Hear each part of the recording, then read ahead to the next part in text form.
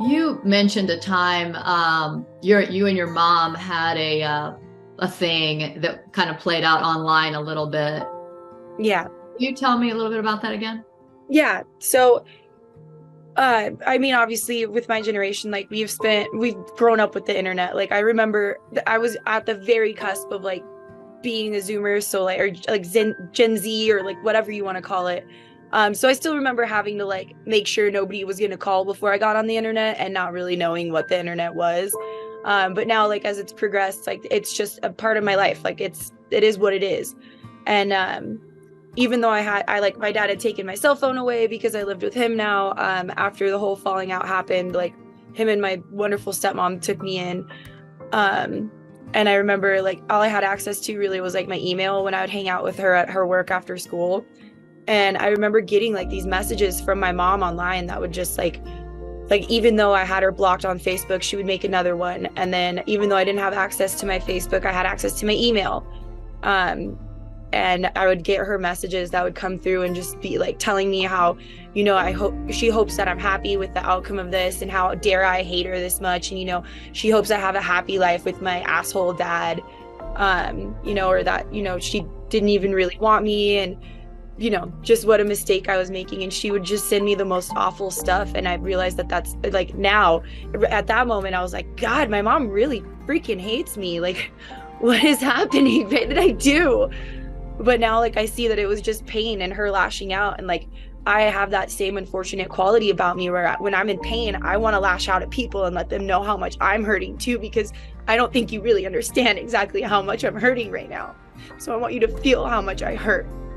And now I realize, like, oh, that's what my mom was doing. And so like, I just couldn't escape it though. Like, I would open my email and it'd be there. Even if I put it in my, like, said it was spam, it would still be there. And like, words, you can't take them back, but especially online, like reading the sentence that my mom had sent me is burned into my brain. Like, you can't get that off your screen. Even if you delete it, like, it's still out there. You could still find it. Yeah. Wow. And that's not a Jillian thing. That's a human thing. And my experience with what you just described, and it's actually got a term. Everything has a term. It's the mother wound. And we're reading a lot online that the mother wound just means you have a narcissistic mother. That's not what it is at all. And so I want everybody to listening to this, to really, one, see if it was there for you. I'm going to share how it played out for me. Your needs did not get met, Jillian, Elia, Cheryl. When we were children, our needs did not get met for the sole reason we were raised by human beings. That was the reason. And they were trying to do the best job they could, given the tools they were given, which were broken and non-existent. And they just were non-existent. So we're all wounded children coming into this world, moving into our 20s. Now we're on our own trying to figure out, okay, I don't want to be like those people that I just left this house. I know I don't want to be like those people. My mom was so negative. My parents fought all the time. I don't want that to be my life. And so when I had that conversation with my daughter that one day, that initially it just started us talking about like tea and couches, but it quickly realized that we were not talking about tea and couches anymore. And something very bizarre happened. And part of healing is self-honesty. Part of love is self-honesty. It's always where we need to begin.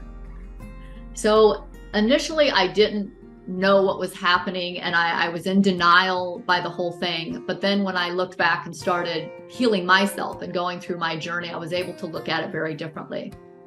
So that day we had our falling out. I was saying things to her like, you do this for everybody else, but never for me. Everybody else gets the best parts of you, but not me. I was talking to my daughter from a wounded child point of view. And in that moment, I was making her responsible for everything I didn't get as a child. Because, as I mentioned earlier, we just think our kids are going to be there. and they have to put up with our stuff, because they did for 20 years. They saw us at our worst.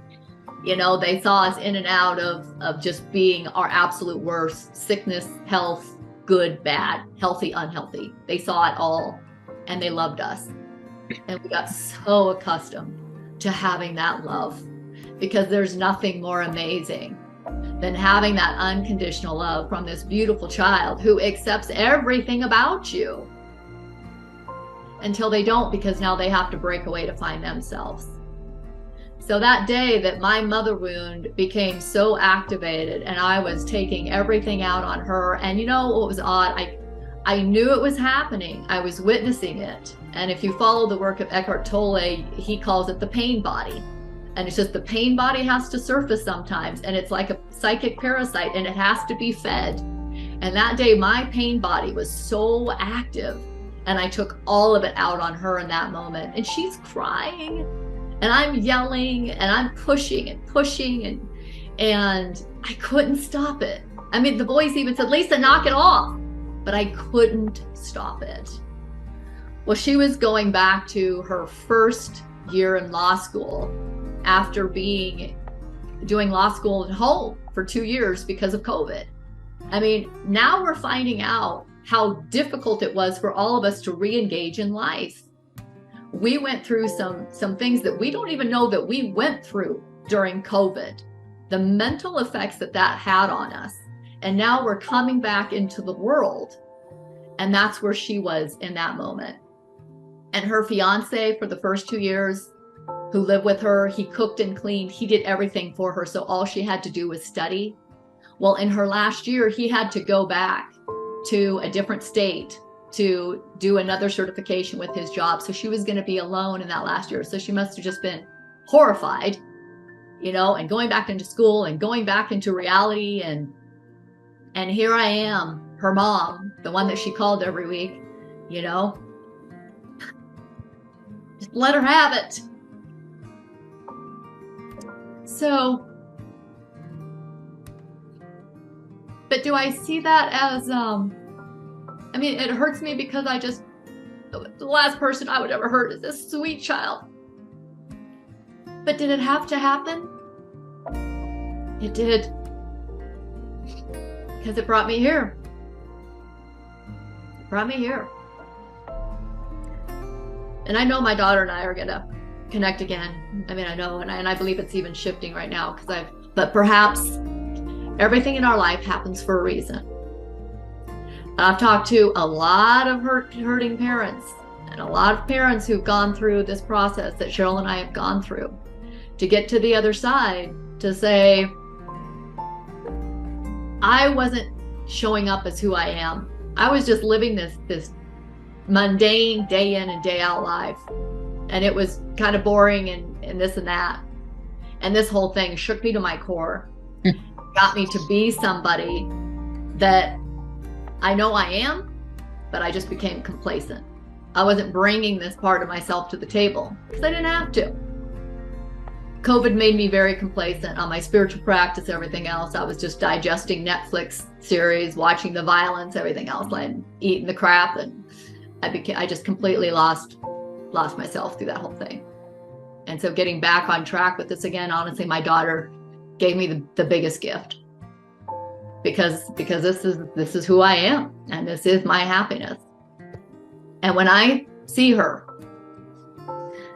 the only thing I'm going to say to her is, tell me everything. Tell me everything I missed. What was it like graduating from law school with honors? Oh my gosh, this little kid who wouldn't do her homework, who hated school. She graduated from law school with honors. And what was it like the day you got married? Were you scared? Were you nervous? Tell me everything. That's my homecoming with my daughter. It's not going to be a beating. It's not going to be a walking on eggshells. And it wasn't always this way over the past few months. I had to do some serious work on myself to get to this place. And I brought some other people along with me who are having the same experiences. It's always our work that we have to do. It's always an inside job. And Aaliyah and I have both talked about how hard it is to still talk up to our moms because they're negative. It's still hard for me too, you know, but she's 80 and she's not going to do the work, and I will. So I'm going to be the one to carry that torch and forgive her and look at it as it's my spiritual practice and it's my chance to bump up my level of consciousness when I talk to her and show up with nothing but love for her. And if I'm getting annoyed and irritated that she's going on a rampage and negativity, then I'm just going to hold the space for her. I'm going to allow her to do it because she needs to do it, because she's hurting for whatever reason. And I can allow her to talk to me about that without it taking me down.